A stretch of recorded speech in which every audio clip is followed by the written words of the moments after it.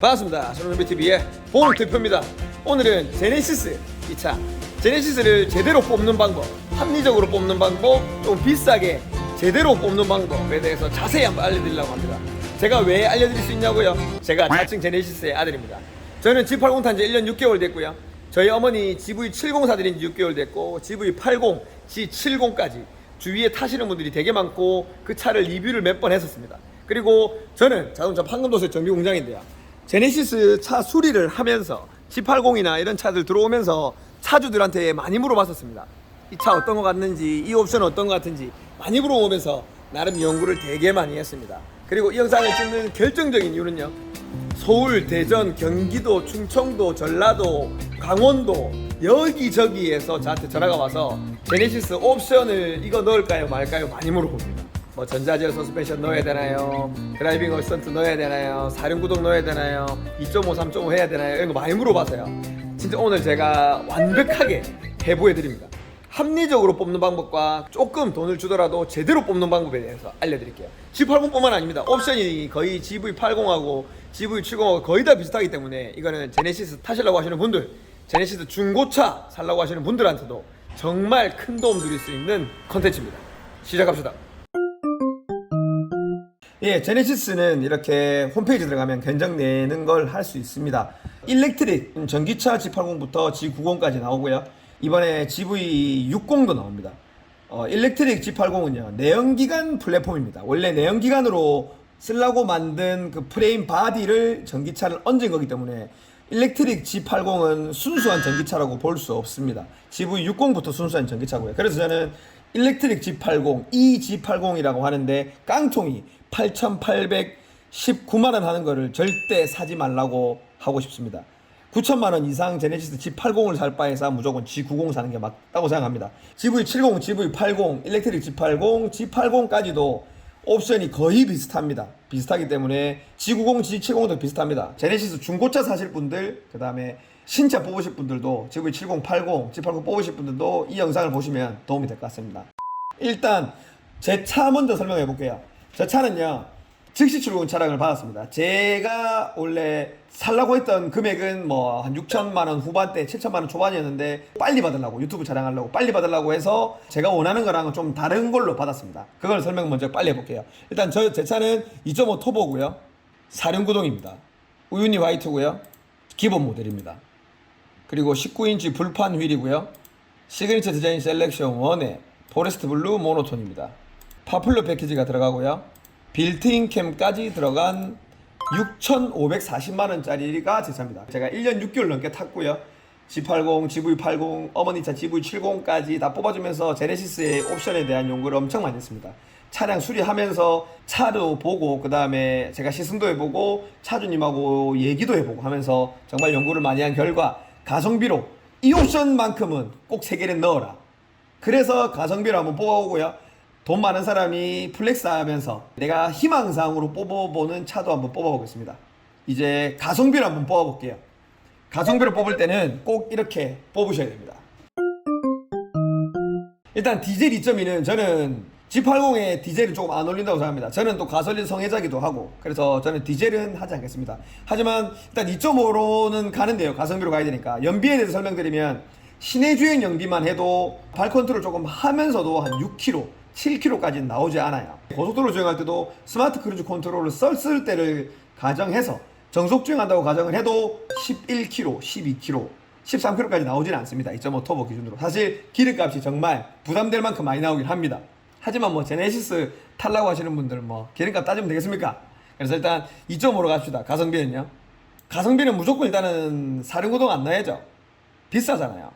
컬러도 무광은 절대 가시면 안 됩니다. 유광으로 갑니다. 가성비 말고요, 비싸게 뽑는 걸로 갈 때 옵션 하나하나 설명 다 하겠습니다. 저는 자동차 판금도색 전문가입니까? 도색, 어떤 차 색상을 뽑는 게 좋을지, 어떤 차가 색상이 잘 맞는지, 어떤 색상이 사고 났을 때 도색을 했을 때 잘 맞는지, 그것도 제가 다음 영상에서, 비싸게 뽑을 때 영상에서 다 보여드릴게요.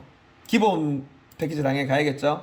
저는 18인치 가도 된다고 생각합니다. 18인치 휠도 괜찮아요. 이쁘고, 20인치는 정말 차이가 많이 나고 정말 이쁜데 19인치랑 18인치는 좀 개치이긴 하지만 120만원이나 더 주고 살 만큼 그렇게 많이 가성비로 뽑을 건데 이 정도는 안 넣어도 된다고 생각합니다.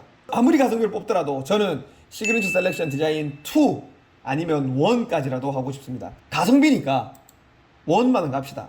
시그니처 디자인 하바나 브라운이나 블랙은 저는 추천 안 드리고요.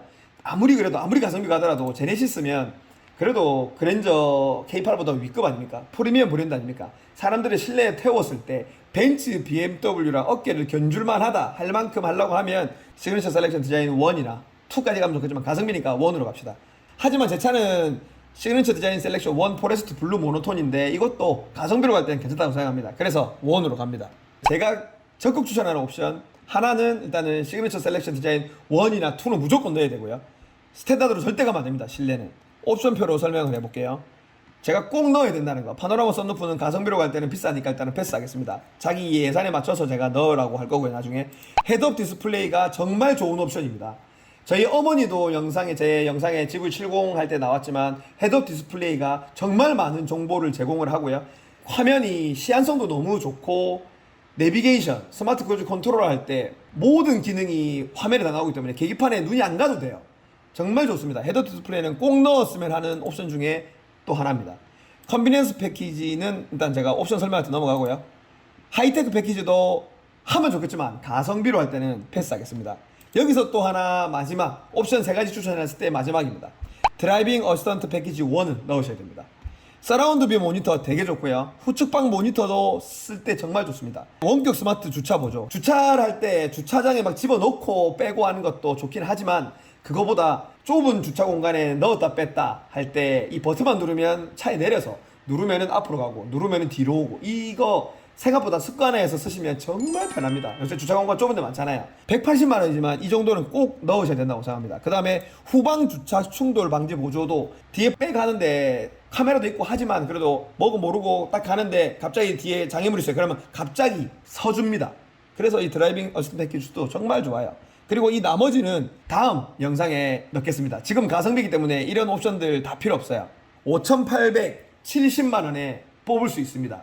제가 필요로 하는 옵션 꼭 3개는 다 들어갔어요. 진짜 타보면서 느낀 점 3개는 이거는 꼭 필요하다. 이 3개는 시그니처 셀렉션 디자인 1이나 2, 그 다음에 드라이빙 어시스턴트 1, 헤드업 디스플레이 이 3가지는 꼭 들어가야 되는 옵션 중에 하나라서 가성비로 뽑을 때는 5,870만 원에 뽑을 수가 있습니다. 이제 정말 희망상 옵션에 대한 세세한 설명 이제 한번 들어가 볼게요.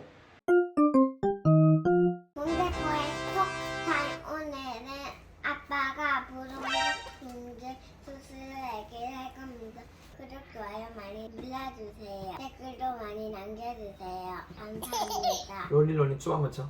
쭈방 맞죠? 네, 중개사 수수료 얘기를 해보겠습니다.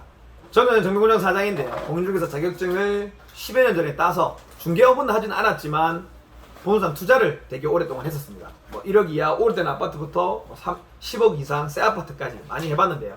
중개수수료를 되게 많이 내봤습니다. 그래서 거기에 대한 얘기를 한번 해보겠습니다. 초보들을 위해서 중개수수료가 어떻게 매겨지는지에 대해서 간단히 설명해 볼게요. 중개수수료는 얼마를 정확히 내는 정액제가 아니라요.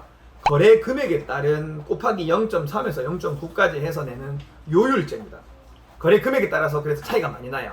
1050 월세 내는 중개 수수료랑 30억짜리 아파트 매매 중개 수수료랑 차이가 엄청납니다. 예를 들어서 30억짜리에 0.5를 곱해서 돈을 낸다고 하면 양쪽 매수 매도 돈 다 받으면 3천만 원이고요. 매매 1억짜리를 0.5%를 곱한다고 가정을 하면 50만원 양타 매수 매도해서 100만원입니다. 수고 비용이 3천만원, 100만원 차이가 많이 납니다. 30배 차이 납니다. 하지만 당연히 뭐 깎아주긴 하겠지만 일단은 30배 정도가 차이 납니다. 이게 중개 수수료입니다.